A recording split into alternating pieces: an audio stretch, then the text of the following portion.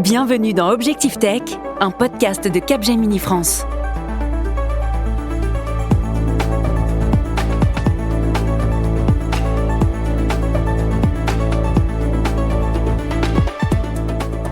Bonjour et bienvenue en direct du studio 147 pour un nouvel épisode d'Écoutons le futur, une émission du podcast Objectif Tech produite par Capgemini qui permet de mieux comprendre l'impact des technologies et de s'orienter dans un monde qui accélère et se transforme. Ces 50 dernières années ont vu la robotisation prendre une dimension stratégique majeure, autrefois simple bras mécanique dans les usines automobiles. Les robots industriels programmés pour répéter inlassablement les mêmes gestes sont devenus capables de travailler aux côtés des humains. Plus intelligents, plus sensibles, ils se déplacent, ils interagissent avec nous. Mais jusqu'où ira cette avancée robotique ? Les humains et les machines peuvent-ils vraiment collaborer sur tous les plans ? Et si la question n'était pas plutôt jusqu'où sommes-nous prêts à aller avec les robots ? Avec nous aujourd'hui 4 experts du sujet pour explorer le champ des possibles et nous aider à décrypter ce qui se joue en ce moment. Bonjour à nos 4 invités, Nizar Warty, chef de l'équipe Asimov du laboratoire ISIR, l'Institut des systèmes intelligents et de robotique, Olivier Parent, directeur des études chez Comptoir Prospectiviste, Philippe Devost, président chez Phileos et Alexandre Ambry, directeur associé chez Capgemini en charge de l'AI Robotics et Experience Lab. Bienvenue. Écoutons le futur, une émission présentée par Valère Coréard. On va poser le cadre avec vous d'abord, Philippe Devost, président chez Phileos. Où en est la robotique aujourd'hui ? Aujourd'hui, selon les derniers chiffres de l'Institut pour la robotique que je suis allé vérifier sur Internet, il y a plus de 4,5 millions de robots qui sont en service, de robots industriels. Là, je parle de robots industriels qui sont en service dans le monde. Et si on ajoute la robotique de service et si on ajoute les premiers robots humanoïdes qui commencent à être commercialisés principalement par nos amis chinois, on voit qu'on est à un point de bascule. L'Asie reste encore très largement en tête. L'Europe est en train d'essayer de rattraper son retard. Et bien sûr, tout ça crée des angoisses, des projections, des mythes, des espoirs, des rêves, puisque, comme d'habitude, quand on est dans une révolution technologique où tout va très très vite, le temps qu'il faut à l'esprit humain individuel et a fortiori collectif et a fortiori du fortiori politique pour embrasser exactement où on en est, ce qui est objectif et ce vers quoi on peut aller, ça va trop vite pour nous et donc on est tout de suite dans la réaction et la polarisation. Finalement, je serais tenté de vous dire pour ou contre les robots. Puis on vient aussi titiller un imaginaire qui date pas d'hier, les robots. Ce qui est intéressant, c'est que le terme de robot, il est inventé par Čapek en 1920 et au départ, ça veut dire travail forcé. Donc au départ, dans l'imaginaire, le robot, c'est le forçat. C'est celui à qui on impose de faire des choses qu'on n'accepterait pas de faire soi-même. Alors ça a beaucoup évolué, mais ce qui est intéressant, c'est de voir que dans le grand public, en fait, on est déjà entouré de robots, même s'ils n'entrent pas complètement dans les définitions officielles et dans celles de l'ISO, notamment. Est-ce que vous avez des aspirateurs automatiques chez vous ? Ce sont des débuts de robots. Vous leur demandez de faire des choses et ensuite, en autonomie, ils vont aspirer et laver plus ou moins sérieusement les zones que vous leur avez confiées, en étant capables, pour certains d'entre eux, d'éviter des obstacles. Donc, en fait, ce qui rend le moment très singulier, c'est qu'on arrive à la confluence de ces deux notions un peu vagues, en tout cas un peu imaginaires, que sont d'un côté la robotique, c'est-à-dire des objets capables d'agir, et de l'autre côté, l'intelligence artificielle, c'est-à-dire des systèmes qui, dans notre imaginaire, sont capables de penser, et parfois, et je pense que c'est une erreur, de croire qu'ils pensent à notre place. Nizar Warty, chef de l'équipe Asimov du laboratoire ISIR. Pourquoi parle-t-on d'évolution historique ? Vous dites que c'est la conjonction avec l'IA qui a permis de résoudre la fameuse question de l'incarnation. Exactement, c'est-à-dire que pendant très longtemps, on a développé des robots qui avaient des capacités à se mouvoir qui sont même très très précises, mais en fait... je parle plutôt à ce moment-là d'automates, c'est-à-dire des systèmes capables de répéter inlassablement exactement la même tâche. Donc, qu'est-ce qui a évolué ? C'est d'avoir des systèmes de perception, premièrement. Donc, la perception, c'est ce qu'un être humain peut faire assez facilement, c'est-à-dire il utilise ses sens en conjonction avec, en gros, des modèles mentaux qu'on a du monde. Et donc, c'est comme ça que se définit la perception. Et ainsi, un robot peut, tout comme nous, observer un verre, se représenter que c'est un verre et ensuite le saisir. Donc avant cela, l'exemple que je prends souvent, pour un automate, si vous déplaciez le verre de quelques centimètres, il était plus capable de le saisir puisqu'il était simplement capable de faire exactement le même mouvement inlassablement. Et plus récemment, en fait, sont sortis certains modèles très intéressants. C'est Toyota qui était à la base de ces développements. Ce sont les Large Behavior Models. Donc en fait, ce sont des modèles de comportement. Cette fois, l'idée, c'est de se dire, OK, on a des robots, essayons un peu de voir comment les humains se comportent pour attraper des objets, parce qu'on ne fait pas ça de manière aléatoire. On a des manières d'attraper, notamment, par exemple, il y a un concept qui s'appelle l'affordance, qui fait que, par exemple, en fonction de si on veut attraper un verre, une poignée de porte, une fourchette, on va adapter notre main à ces différentes tâches. Et donc, dans leur approche des Large Behavior Models LBM, Toyota a développé tout un système qui permet à des robots d'avoir des gestes précis. Et donc ça, en conjonction avec des choses sur lesquelles on travaillait, notamment Boston Dynamics, pendant longtemps, sur tout ce qui est équilibre, parce que pendant des années, on avait des robots qui arrivaient à peine à tenir debout, si on parle par exemple des humanoïdes. Maintenant, on a des systèmes à la fois très stables, capables de manipuler et capables aussi de percevoir ce qui les entoure. Donc ce qui leur permet en fait de ne plus être des automates, mais des systèmes qui réagissent à des environnements changeants. Philippe Devost. Tu viens de citer Boston Dynamics. Ce qui est intéressant dans Boston Dynamics, c'est Dynamics. Si vous vous souvenez des vidéos que vous avez pu voir, à la fois des quadrupèdes, puis plus récemment des bipèdes, ils sont toujours en train de danser d'un pied sur l'autre, parce que c'est comme ça qu'ils maintiennent leur équilibre. Comme des pingouins. Exactement. Et ça n'est que très récemment, et notamment grâce aux Chinois, qu'on a commencé à avoir des robots humanoïdes qui sont capables de se tenir en station debout. Enfin, je mets des guillemets partout parce que c'est très anthropomorphisant, mais de tenir en station debout sans bouger de manière visible. En fait, oui, on voyait beaucoup en fait, de systèmes de Boston Dynamics qui piétinaient sur place pour pouvoir garder leur équilibre. Après, dans les tout derniers développements, quand on voyait les robots de Boston Dynamics capables de faire du parcours, là, on était quand même arrivé à une certaine stabilité. Je pense que quand même, ils ont eu un impact fort. Pour moi, alors peut-être que c'est une vision caricaturale, mais j'ai l'impression quand même que les Chinois se sont beaucoup inspirés des avancées de Boston Dynamics et ont essayé de les rendre accessibles et ont pensé plus en termes de business. Je pense que c'est ça qui a été leur force. Olivier Parent, directeur des études chez Comptoir Prospectiviste, est-ce que le phénomène, cette méga tendance robotisation, évolution dont on parle, ça a tendance à s'accélérer selon vous ? Ça peut avoir une tendance à s'accélérer, ne serait-ce qu'en regardant l'accélération que l'on a subie depuis 2022 avec l'arrivée des LLM, donc des algorithmes génératifs, sachant que le robot, tel qu'on peut le fantasmer, comme ça a été dit, c'est le corps de l'IA. C'est la partie somatique, et puis l'IA, c'est la partie cognitive. Donc, on a bien vu qu'autour de nous, les IA, on en avait des usages qui étaient croissants, avec les dérives qu'il peut y avoir, comme a dit Philippe, sur le fantasme de s'imaginer que la machine pense à notre place, où on a affaire à une altérité. Une fois que l'IA passe dans un robot, elle va interagir avec nous, et donc là, on va tomber sur d'autres dérives, d'autres risques de dérives, comme par exemple l'empathie. Est-ce que l'humain aura de l'empathie avec ce genre de machine ? Peut-être, d'autant plus si elles ont des formes anthropomorphes, donc propres à l'homme. Ce qui est intéressant aussi de voir, c'est cette accélération. De toute façon, on ne fait que la constater. On a parlé de la marche des robots. Historiquement, quand les premiers processeurs transistors sont arrivés, les premiers cybernéticiens ont dit « Oh, on fait marcher une machine dans les 5 ans ». En fait, il aura fallu attendre 50 ans. Mais une fois que le cap est passé, à chaque fois, on apprend. Et ce qui est de plus intéressant encore, c'est que en apprenant à marcher à nos machines, on s'est rappelé que la marche, c'est quelque chose de très complexe.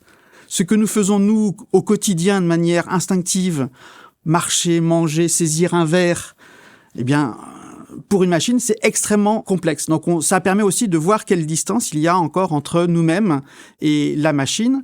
Dans la notion de l'accélération, on parlait du verre. Et moi, ce que j'aime beaucoup, au niveau de la généralisation qui pourrait se passer, on entend parler du test du lave-vaisselle. Effectivement, les robots ont encore un mal de chien à remplir et vider un lave-vaisselle, ce que nous faisons, nous, instinctivement. Un verre, on le pose, on le reprend, etc. Les enfants aussi, c'est dur de les convaincre à remplir le lave-vaisselle. Et les enfants aussi.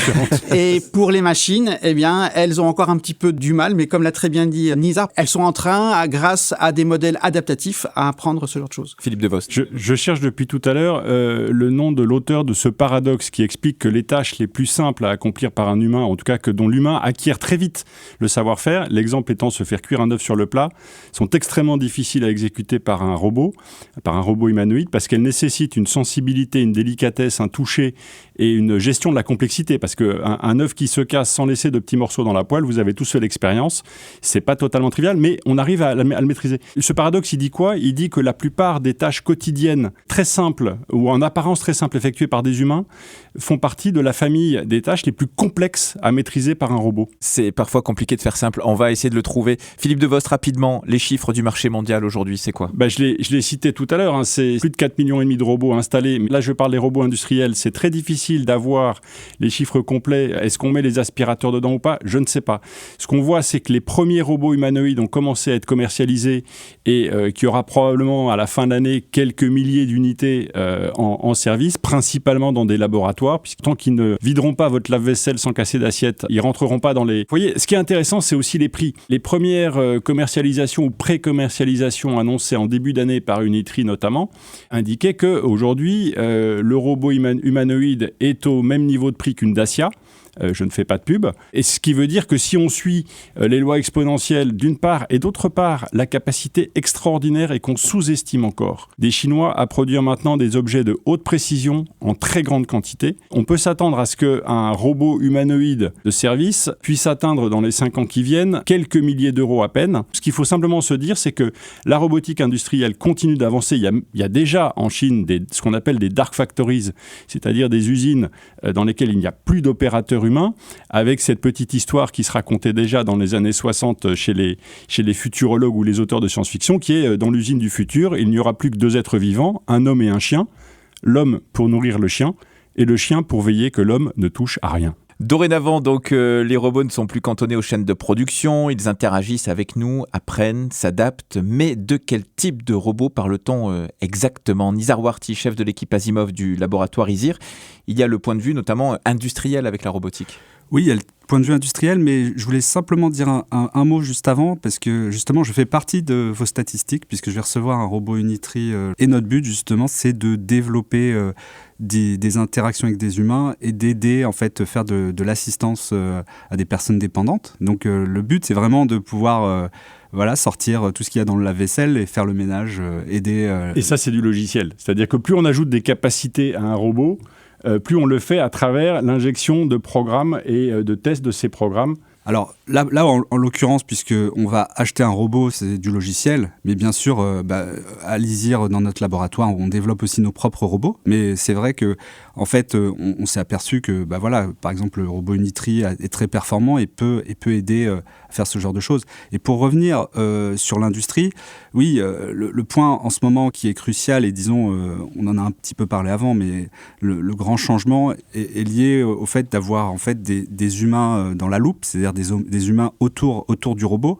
Et on voit encore une fois à quel point l'aspect perception est important. Simplement, pour revenir sur une notion qui avait été évoquée avant, souvent quand on va parler d'IA, vu qu'il y a eu cette mode du LLM, on se focus sur le côté IA conversationnel.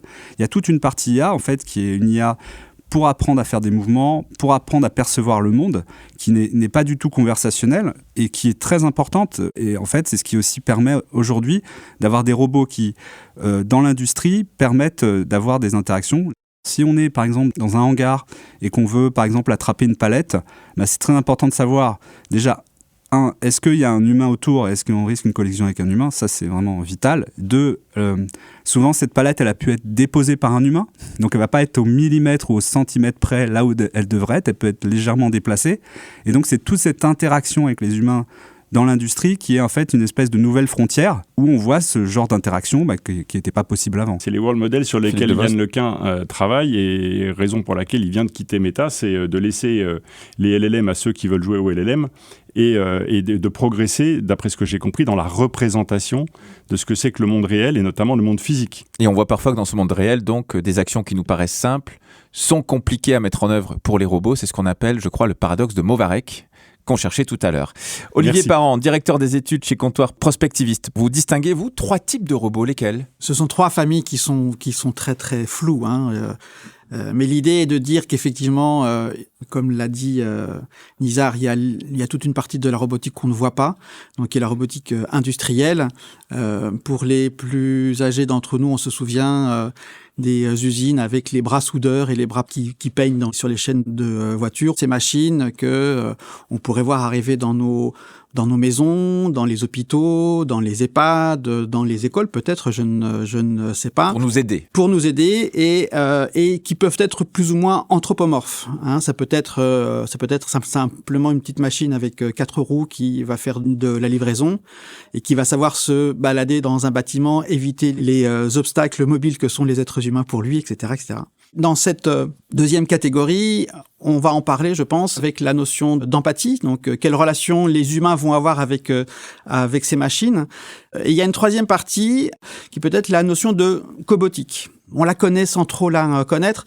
Quand un chirurgien est assisté dans ses gestes par un robot, c'est de la cobotique. C'est-à-dire que on collabore. Dans la cobotique, en fait, là, on a une relation qui est dans la collaboration, où le robot vient augmenter le geste, peu importe qu'il soit un geste intellectuel ou un geste physique. Et en fait, on va être confronté à des choix de société. Soit on se laisse emporter par l'élan de cette altérité qui émerge, on pourrait aller vers cette collaboration. Voilà. Donc là, c'est l'avenir qui nous le dira. Il n'y a pas de réponse absolue. Mais c'est intéressant cette notion d'empathie que vous évoquez. Et votre avis aussi là-dessus, Philippe Devost? Moi, je voudrais revenir sur juste avant l'empathie, parce qu'il se trouve que dans mes activités, je suis notamment historien de la tech, parce que je pense que c'est en comprenant l'histoire récente qu'on se projette plus clairement dans le futur. De mémoire vive, une histoire de l'aventure numérique. Ça, c'est votre dernier ouvrage à ce sujet. Absolument.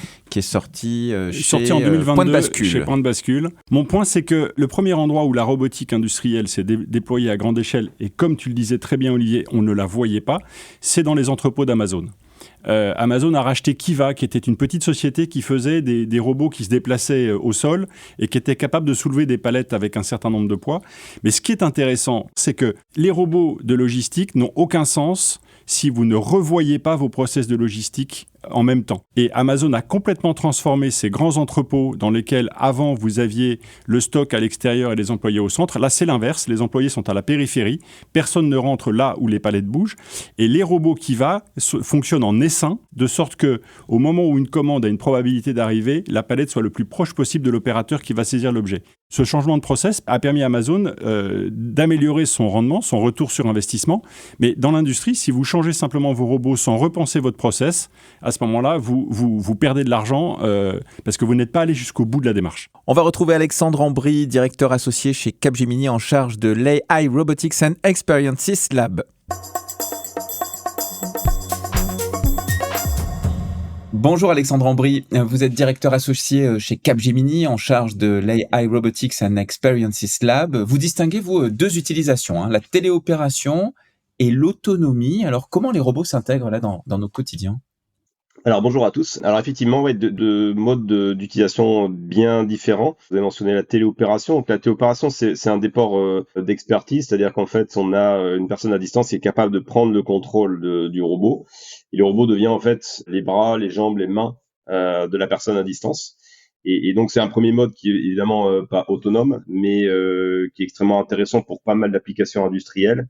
Je pense à la santé, par exemple, c'est très connu pour la téléopération dans la santé, pour réaliser des opérations chirurgicales à distance, par exemple. Mais finalement, dans beaucoup d'environnements complexes, contraignants, risqués, ça peut être un mode d'usage qui est extrêmement pertinent et qui est assez utilisé. A contrario, l'autonomie, là, c'est vraiment comment on va utiliser finalement l'IA. Donc, c'est pour ça qu'on parle de physical AI et AI robotics. Comment on va utiliser l'IA pour entraîner le robot à réaliser des tâches seul, en autonomie. Et je parle bien d'entraînement, c'est des robots qu'on ne programme pas, on les entraîne à faire, comme si on entraînait finalement une personne à réaliser une tâche. Et ensuite, le robot donc, va exécuter en autonomie ces tâches directement dans l'environnement opérationnel dans lequel il est censé le faire. Et évidemment, de manière extrêmement progressive, il y a des choses qui sont accessibles dès aujourd'hui, dès à présent, sur des tâches basiques, dans des environnements contrôlés. Et puis progressivement, l'autonomie, bien sûr, va gagner en complexité dans les opérations. Et est-ce que c'est vraiment réaliste ? D'ailleurs, comment les entreprises s'interrogent sur les applications, les utilisations, Alexandre ? En fait, ce qu'on constate, c'est qu'il y a quand même un changement de posture. Des discussions qu'on a, et ça dans quasiment tous les secteurs, c'est beaucoup moins perçu comme une vision futuriste. Maintenant, on commence vraiment à rentrer dans les usages métiers associés. Quel est le risque opérationnel éventuellement que je peux réussir à réduire? Comment je vais sécuriser mes opérations? Comment je vais sécuriser les travailleurs avec ces solutions-là? Et puis bien sûr, comment je peux utiliser ce levier pour accélérer dans mon automatisation. Donc c'est vraiment la discussion est surtout centrée aujourd'hui sur la valeur qu'on peut espérer en récupérer. Comment on va adapter les processus existants à cette nouvelle forme de robotique qui est quand même très différent de la robotique traditionnelle finalement. Et puis des questions au niveau, quel est le niveau d'autonomie par exemple jusqu'auquel on peut aller? Est-ce que la gestion de la cybersécurité, de la sûreté sont des éléments qui doivent être pris en compte assez tôt? Dans la pratique, en fait, les entreprises aujourd'hui testent. Elles sont déjà en réalisation. On a déjà des projets qu'on engage avec des entreprises dans différents secteurs et on est déjà sur la recherche justement de comment on peut aller plus loin dans la fiabilité, la perception que ce type de robotique peut avoir, parce que c'est des robots qui sont ce qu'on appelle context aware, donc ils connaissent leur environnement, et puis réellement comment ils peuvent opérer finalement dans un environnement très réel, au-delà du mode laboratoire. Et Alexandre, la robotique est-elle considérée comme un levier de progrès? On sait que les périmètres sont larges, santé, sécurité, productivité et j'en passe. Ouais, alors je parlais de la santé tout à l'heure, c'est relativement trivial, c'est évident, c'est sûr que la robotique aujourd'hui qui permet à un praticien d'opérer à l'autre bout du monde, c'est une réalité, ça existe déjà, ça sauve des vies, ça permet d'opérer dans des endroits où il y a justement pas d'endroits en capacité d'accueillir les patients, donc ça c'est typiquement extrêmement important d'un point de vue santé, donc sociétale, mais sur l'aspect justement de l'amélioration de la condition des travailleurs dans l'industrie, tout ce qui est tâches pénibles, répétitives, des ports de charge, le cas qu'on peut citer autour des conditions qui sont évidemment un peu particulières liées à la radioactivité, c'est vraiment des vrais sujets dans les infrastructures critiques. Ça devient vraiment un vrai outil de protection. On a un progrès qui est vraiment très utile d'un point de vue sociétal et d'un point de vue des entreprises. Merci beaucoup Alexandre Ambry pour ce premier éclairage dans l'émission. On vous retrouve tout à l'heure. Je le rappelle, vous êtes directeur associé chez Capgemini en charge de l'AI Robotics and Experiences Lab. À noter que cet entretien a été réalisé à distance un peu avant l'enregistrement du débat Écoutons le futur.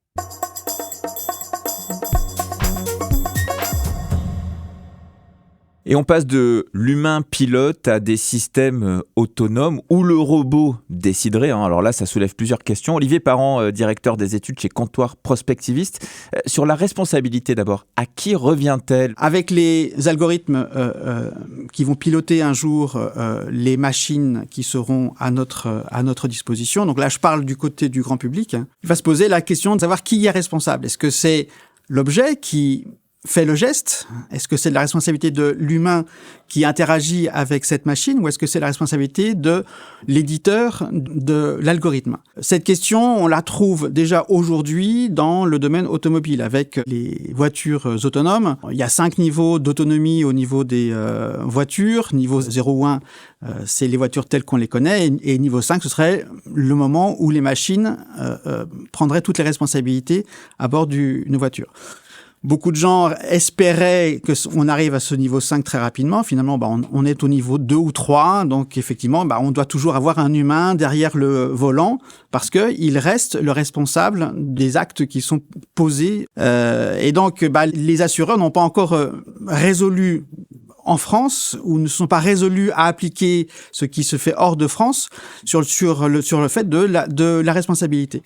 Donc voilà, il va falloir trouver des moyens que les algorithmes ne serait-ce que interagissent correctement entre eux.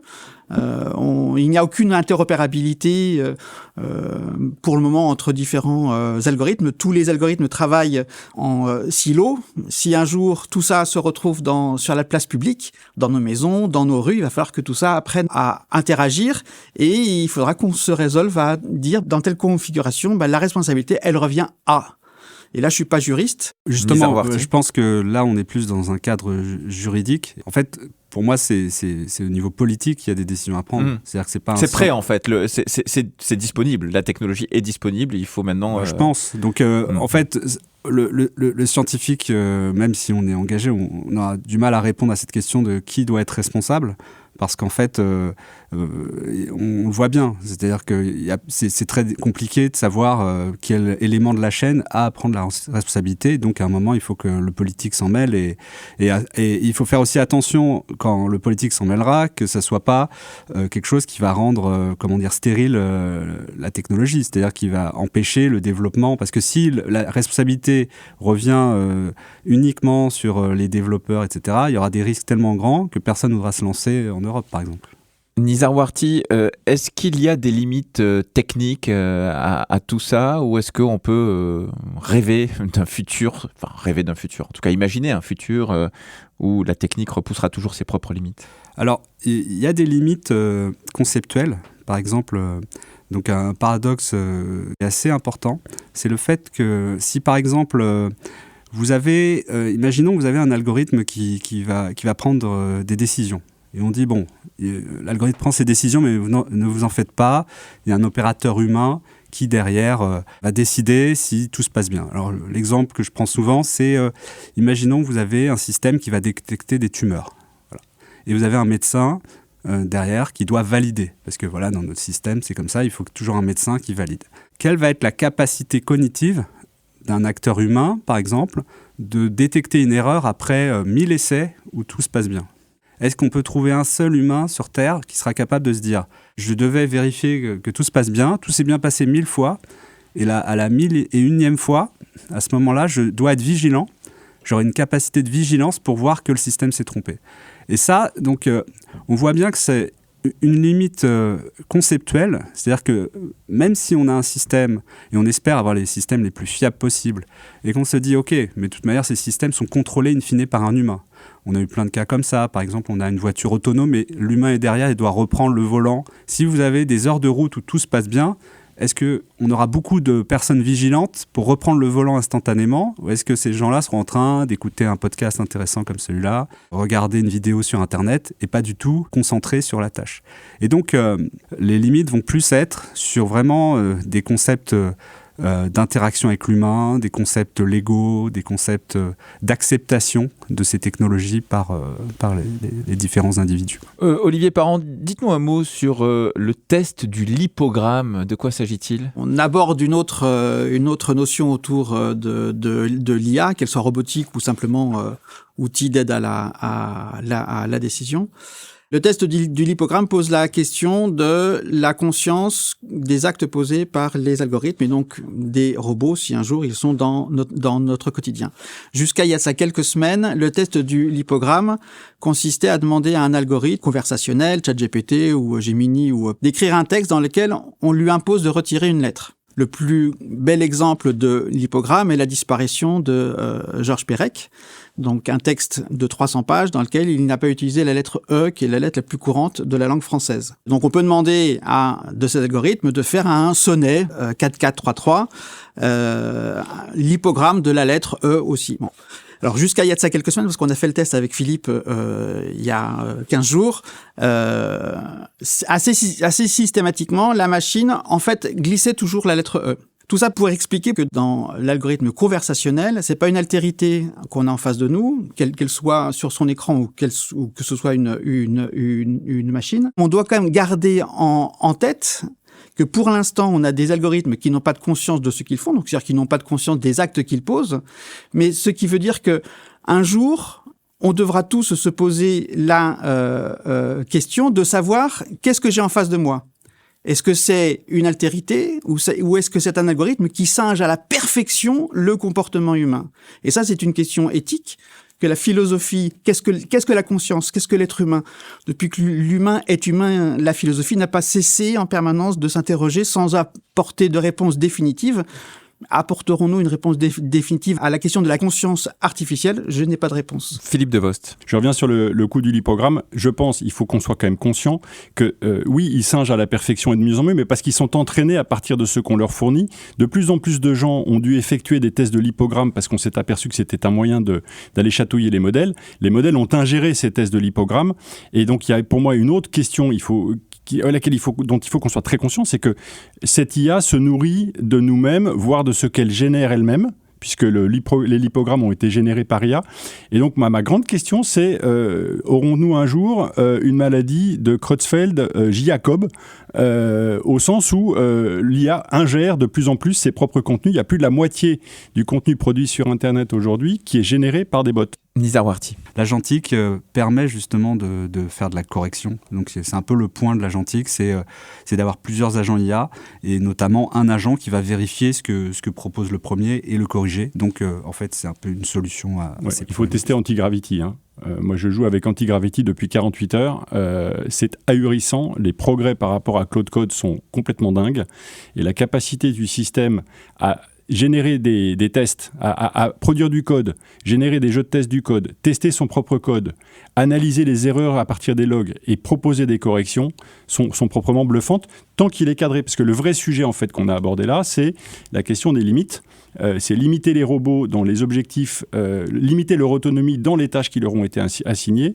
1, 2, préparer des kill switch, donc être capable de s'assurer qu'à tout moment l'humain peut interrompre le processus et ne pas laisser le robot continuer, donc violer une loi d'Asimov, et encadrer tout ça. Alors fort heureusement, il y a un certain nombre de normes, notamment édictées par l'ISO, qui continuent de définir et de cadrer ceci progressivement.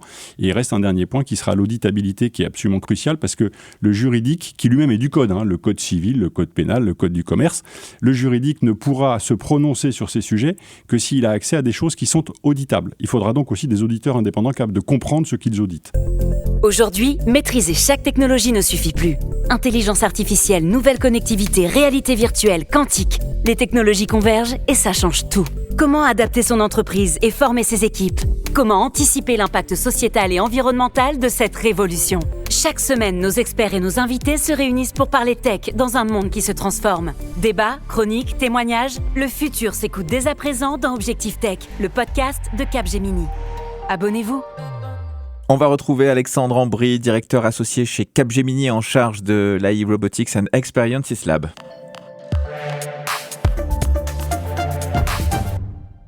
Et on retrouve de nouveau Alexandre Ambry. Alors Alexandre, les enjeux sont multiples, cybersécurité, edge computing, gestion du risque, accompagnement éthique. Par quoi commence-t-on ?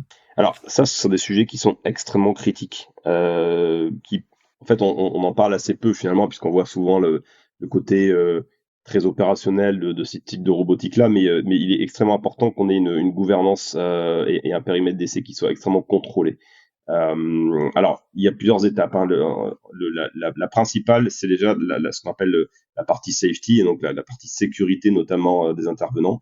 Et là, on a ce qu'on appelle un risk and safety assessment en anglais, donc tout ce qui va être attrait à la sécurité opérationnelle. On doit définir exactement les limites d'intervention du robot et toutes les contraintes qu'on va lui appliquer justement pour respecter ces risques-là. En particulier aujourd'hui, en l'état de la technologie, l'une des prescriptions importantes dans ce domaine, c'est d'éviter la collaboration directe entre humains et robots et de lui circonscrire un environnement dans lequel il intervient en toute sécurité par rapport aux interventions humaines qui peuvent avoir lieu. Donc ça, c'est l'aspect safety. Il y a l'aspect cybersécurité qui est évidemment extrêmement important.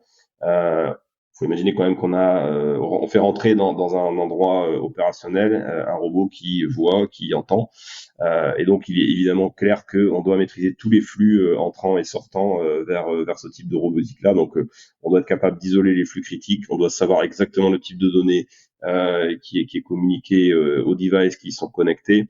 L'authentification doit être évidemment extrêmement forte. On doit être capable de monitorer l'ensemble des composants, chiffrer les communications. Voilà, donc ça, c'est vraiment les bonnes pratiques à mettre en place d'un point de vue cybersécurité. Et là aussi, le besoin de définir tout un référentiel autour de ça. Et après, il y a le troisième volet qui est plus lié à l'accompagnement humain, donc tout ce qui est lié finalement au change management, à la formation, à la discussion, bien sûr, avec les potentiels travailleurs qui vont être amenés à collaborer avec ce type de robotique. Le cadre éthique, par exemple, très important. Comment on va être transparent dans les données qui sont recueillies, dans les décisions qui sont prises par le robot, quel est le niveau d'autonomie qu'on lui confère. Voilà, ce sont des aspects qui sont effectivement déterminants pour le succès d'un pilote technique et pour son contrôle en environnement opérationnel. Et dernière question, Alexandre Ambry, que reste-t-il à déverrouiller là pour avoir une utilisation vertueuse, un usage qui protège? Beaucoup de choses au-delà de la technologie. La technologie progresse elle-même parce que bien sûr la robotique, le hardware en tout cas évolue très rapidement. Bien sûr les technologies d'entraînement, l'IA associée, toutes ces technologies-là évoluent rapidement et donc vont permettre d'arriver à avoir ce niveau d'autonomie et ce niveau de complexité de tâches. Après, néanmoins, il reste quand même des aspects importants. Donc toute la partie régulation des normes, la certification. Un robot de ce type-là, c'est à la fois un véhicule autonome, c'est également bien sûr une machine-outil. Il y a des normes à respecter, donc ça c'est évidemment des conditions très fortes à vérifier en conditions opérationnelles. Il y a la robustesse de la partie IA embarquée et la manière dont on peut le monitorer, dont on peut la prédire. Comment on peut amener de la sûreté là-dedans. Une IA peut amener des hallucinations, donc comment on peut prévenir ça, comment on peut avoir une source très de confiance dans cette IA qui est embarquée. La cybersécurité, on en a parlé, mais c'est effectivement un aspect très clé autour du chiffrement, de l'authentification, de la maîtrise des flux, et d'avoir quelque chose qui est très encadré dans la logique de cybersécurité de l'entreprise dans laquelle on s'insère. La gouvernance des données, bien sûr. Donc là aussi, la transparence, tout l'aspect éthique autour de la gestion et de la capture des données, et d'être certain qu'on a une preuve opérationnelle qui va se traduire par de la confiance dans son usage. Et puis, bien sûr, si on veut anticiper les futurs déploiements, il y a tout un aspect organisationnel, toute une montée en compétences à réaliser, anticiper ce que veut dire gérer une flotte de robots, quelles sont les technologies qui vont nous permettre de faire cette orchestration, ce monitoring, comment on partage les scénarios entre intervention humaine, intervention robotisée. Voilà, c'est évidemment tous ces aspects-là qui sont extrêmement importants à prendre en compte pour le succès d'un pilote opérationnel. Merci beaucoup, en tout cas, Alexandre Ambry, pour ces éclairages. Vous êtes directeur associé en charge de l'AI Robotics and Experiences Lab de Capgemini. Et j'en profite pour préciser que cet entretien, je vous le rappelle, a été réalisé en distanciel dans des conditions de direct un peu avant l'enregistrement du débat.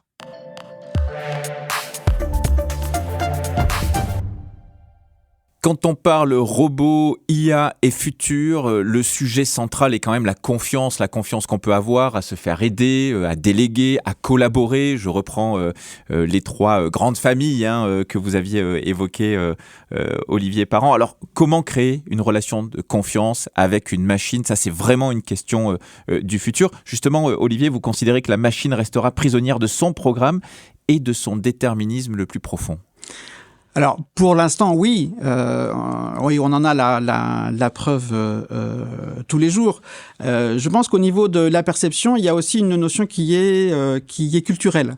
En Occident, on a une perception de la machine en tant que un risque existentiel. Donc, j'ai souvent utilisé le terme d'altérité. Donc, dans cette altérité, c'est une opposition, c'est un danger, c'est un risque, etc., etc. Si on se place de l'autre côté de la planète, en Asie et au Japon plus particulièrement, cette notion d'altérité n'existe pas du tout. Les machines sont, comme n'importe quel objet, au niveau philosophique, apte à recevoir un flux spirituel, un flux d'énergie, peu importe que l'objet soit animé ou non.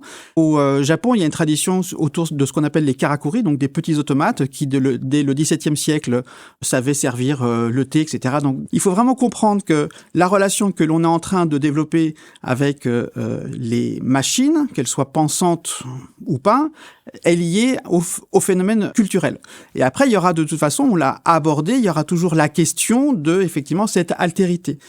Quelle perception j'ai de l'objet qui est en face de moi ? Soit je le considère comme un alter ego, donc parce que l'algorithme est arrivé à des niveaux qui feront que je ne vois plus de différence, ou soit des gens comme peut-être moi de ma génération où j'aurais vu émerger la machine du néant algorithmique vers des interactions qui sont extraordinaires. Moi, je considérais que ce sont toujours des machines. On parle des digital natives, on parle des climate natives, on pourrait parler des AI natives. Donc, les gens qui sont nés avec ces algorithmes, donc ce sont mes enfants, mes petits-enfants, ils auront un rapport à ces algorithmes qui n'aura rien à voir avec le mien. Nizar Warty, chef de l'équipe Asimov du laboratoire ISIR. Pour vous, il n'y a pas de blocage intrinsèque, notamment à ce que la machine reste prisonnière, en fait Non, pas du tout, puisque la machine, en ce moment, on la nourrit avec des datas humaines. On a déjà montré que tout ce qui est expression verbale, ce qu'on pensait déjà être quelque chose de très complexe, a été parfaitement résolu. Sur les aspects perception, sur certains systèmes, on peut avoir une meilleure perception avec une machine qu'un humain. Bien sûr, il reste encore beaucoup de choses à résoudre, et notamment que le robot se représente bien ce qu'il y a autour de lui, comprenne comment interagir avec le monde, etc. Pour moi, il n'y a pas de blocage intrinsèque, c'est simplement l'avancée de la recherche et des nouveaux algorithmes qui vont être proposés. Philippe Devost, pour terminer, vous avez confiance, vous, en les robots, aujourd'hui, demain ? Le mot confiance est intéressant. Il faut observer le fait qu'en anglais, on dit trust et le verbe trust veut tout dire. En français, on a une nuance qui est intéressante. Il y a avoir confiance, qui est quelque chose d'un peu passif, et il y a faire confiance, qui est pour le coup un acte de décision consentie. Notre sujet, c'est plus qu'on le perçoit aujourd'hui, dans cette vague de crainte qu'on a déjà évoquée, on le perçoit comme un alter ego, mais comme un concurrent. Et de mon point de vue, ça risque de s'amplifier, et je ne dis pas de s'aggraver, mais de s'amplifier avec l'arrivée des robots humanoïdes, parce que sur un robot humanoïde, on projette encore plus, on attend encore plus, l'ère de la flemme, et du coup, on risque d'être encore plus déçu, parce qu'il va s'écouler encore quelques années avant que ces robots soient capables d'opérer une véritable assistance. Mais maintenant, pourquoi est-ce qu'on a quand même des facteurs de forme humanoïde ? À la fois parce que ça représente un défi technique, mais aussi parce que ce sont probablement, dans le secteur de la santé et de l'assistance aux personnes âgées qui sont en perte totale d'autonomie, c'est probablement le facteur de forme qui sera le moins inhumain. Et un mot sur un ouvrage Cœur d'intelligence, avec 24 regards sur les enjeux et les limites de l'intelligence artificielle. Et sur ces 24 regards, il y en a 2 qui sont ici avec nous dans ce podcast. Donc je le note, c'est Philippe Devost et Olivier Parent. Vous avez participé à cet ouvrage. C'est la fin de cette discussion passionnante. Merci Nizar Warty, vous êtes chef de l'équipe Asimov du laboratoire ISIR, Olivier Parent, directeur des études chez Comptoir Prospectiviste, et Philippe Devost, président chez Phileos. Merci aussi à Alexandre Ambry, directeur associé en charge du lab AI Robotics and Experiences Lab de Capgemini. Alors si vous appréciez l'émission, pensez à vous abonner, laissez des étoiles sur vos plateformes de streaming préférées et puis à partager cet épisode avec votre entourage. Nous n'avons probablement pas répondu à toutes les questions que vous vous posez, vous, les internautes, mais on a pu pendant presque une heure débattre, définir ou encore rêver autour du futur.